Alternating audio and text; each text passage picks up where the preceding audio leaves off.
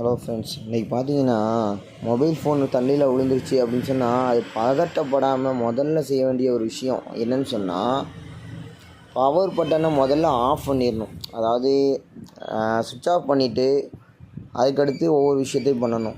முதல்ல power of பண்ணிடணும். On கண்டிஷனில் இருந்தால் ஆஃப் பண்ணிடணும். எதுக்காகன்னு சொன்னால், பேட்ரி எல்லாமே கனெக்ஷனில் இருக்கும்போது, பவர் சர்க்யூட் ஆனில் இருக்கும்போது என்னென்னா ஷார்ட் ஆகி அது மதர் போர்டு ப்ராப்ளம் ஆக வாய்ப்பு இருக்குது. அதனால் முதல்ல ஆஃப் பண்ணிடணும்.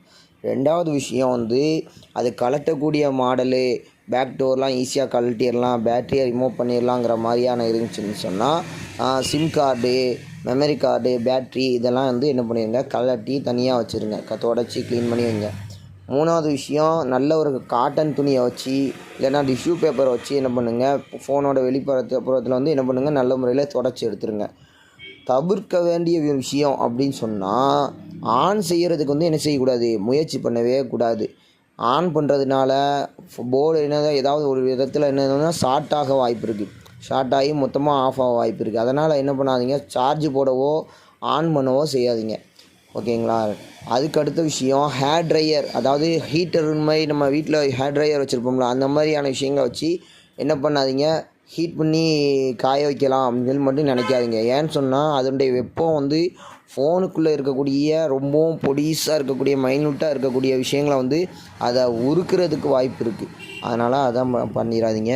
அதுக்கு அடுத்த விஷயமா என்னென்னா, ஃபோனை வேகமாக என்ன பண்ணாதீங்க, குளுக்கிறதுனால தண்ணி வெளியே போயிடும்னு நினைக்கலாம். ஆனால் வேறு ஏதாவது பகுதியில் தண்ணி இருக்கும், அந்த வெளிப்புறத்தில் இருக்கக்கூடிய தண்ணி உள்ளே போகிறதுக்கு வாய்ப்பு இருக்குது. அதனால் அதை நீங்கள் பண்ணிடாதீங்க.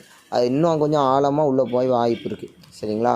அதுக்கு அடுத்ததாக எல்லோரும் பண்ணக்கூடிய விஷயம், நிறைய மக்கள் எல்லோரும் இல்லை, அதிகமான மக்கள் இதை தான் நினச்சிட்ருக்காங்க. அரிசி பானையில் கொண்டு போய் வச்சா தண்ணியை உறிஞ்சிரும் அப்படின்னு நினைக்கிறாங்க. அது உண்மை தான். இருந்தாலும் அது டெம்ப்ரவரி தானே தவிர நிரந்தரத்துக்கு சரிப்பட்டு வராது. ஏன்னு சொன்னால், அது அந்த அரிசியில் இருக்கக்கூடிய தவிடு, தூசி இதெல்லாம் என்ன ஆகுன்னு சொன்னால், அந்த ஏர் ஸ்பீக்கர்லேயோ வேறு ஏதாவது பகுதியில் என்னென்னா அடைப்பை ஏற்படுத்திடும்.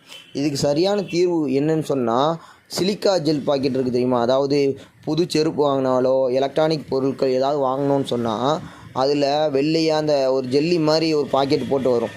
அந்த பாக்கெட்டை ஒரு டப்பாவில் நிறைய போட்டு அதுக்குள்ளே நம்ம அந்த ஃபோனை வைக்கிறதுனால அந்த அரிசியை விட 10 மடங்கு ரொம்ப சிறந்ததாக இருக்குது. தண்ணியை உரியக்கூடிய நல்ல ஒரு வாய்ப்பு இருக்குது. சரிங்களா? அதுக்கப்புறமா பார்த்தீங்கன்னா, அந்த போர்டு சைடில் போர்டுக்கு பக்கத்தில் இருக்கக்கூடிய, அதாவது சார்ஜிங் போர்ட்டு, ஸ்பீக்கர் போர்ட்டு வழியாக தண்ணியை உறிஞ்சக்கூடிய ஒரு சின்ன வகையான வேக்யூம் கிளீனரை பயன்படுத்தி என்ன பண்ணலாம், அதை எடுக்கலாம். அதுக்காக அதை நம்ம ஊதவோ உறிஞ்சவோ கூடாது. சரிங்களா? அதுக்கப்புறம் ஒரு டெக்னீஷியனாக சொல்லக்கூடிய ஒரு விஷயம் என்னன்னு சொன்னால், தண்ணி காஞ்சிருச்சு அப்படின்னு சொல்லி நினச்சி ஃபோனை மட்டும் என்ன பண்ணிடாதீங்க, ஆன் பண்ணிடாதீங்க. அதனால் என்ன ஆகுன்னு சொன்னால், அந்த உள்ள வெளிப்பக்கத்தில் ஈரப்பதம் காஞ்ச மாதிரி தெரிஞ்சாலும் உள்ளே என்ன சொன்னால், மினரல்ஸ் என்னன்னா துருப்பிடிக்கிறதுக்கு வாய்ப்பு இருக்குது. அந்த தாதுக்கள் இன்னும் அது உள்ளே இருக்க தான் செய்யும். அதனால் அந்த போர்டில் ஒரு சில இடங்களில் துருப்பிடிக்க வாய்ப்பு இருக்குது. அதனால் அதை முறையான முறையில் சர்வீஸ் சென்டரில் கொடுத்து ஐசோப்ரோஃபைல் ஆல்கஹால் அப்படின்னு சொல்லக்கூடிய ஐபிஏ வச்சு சுத்தம் செஞ்சால் மட்டும்தான் அதுக்கு நிரந்தர தீர்வாக இருக்கும்.